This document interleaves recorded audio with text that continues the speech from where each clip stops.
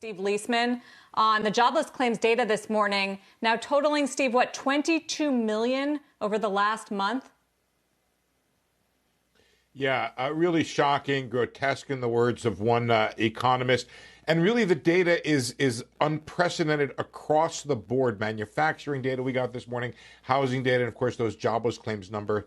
Let me show you the three data reports we had today. Jobless claims 5.2 million, totaling now 22 million. We'll show you that in just a second.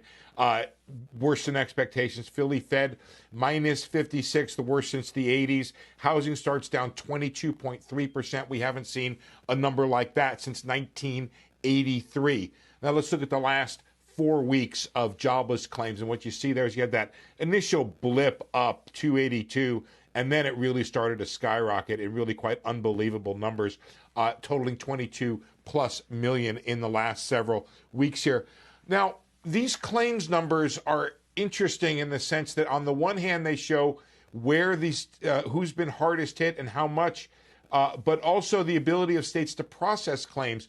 You can see that when you look at the state detailed data. California has done, looks like the best job or among the best jobs of the big states in processing, or at least taking in the claims, and they went down. They were up by near about 1 million in the last week. Now they're down to 660. New York, we know, has lagged behind, so they're up now 396, and you can expect New York has a lot of catch up to do. Georgia also has been either hard hit or done a fabulous job processing claims. We just don't know the difference, but they're down now after really being among the best states in terms of claim processing. Texas is down. We don't know what's going on there. Pennsylvania also has done a very good job. They're down as well. Some of the commentary we received, Pantheon Macroeconomics saying it's grotesque, but the peak of claims, they say, has passed. Oxford Economics writing the labor market has entered a traumatic period.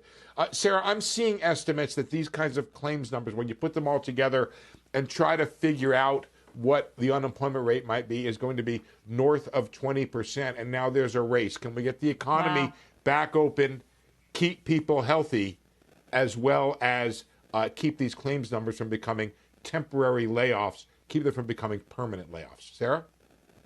Yeah, bring those jobs back quickly. Steve, how do we make sense of these numbers with the rollout of the PPP, the government relief plan, the small business payment protection plan, and all the other measures that are intended to keep workers still on the payroll?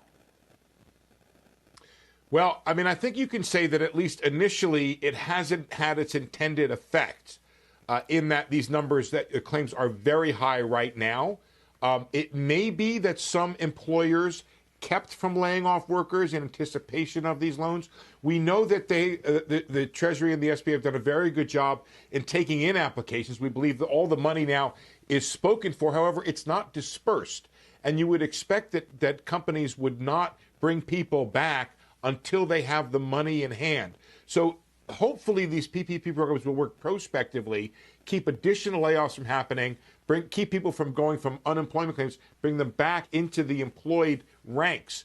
But there's still time that has to play out here, and this money has to get dispersed from the banks. There are still some issues there that we've been reporting. Plus, clearly, it's not enough, and there's discussion about expanding the PPP program, and we'll see over time if these programs can keep down the unemployment rate. It hasn't worked so far.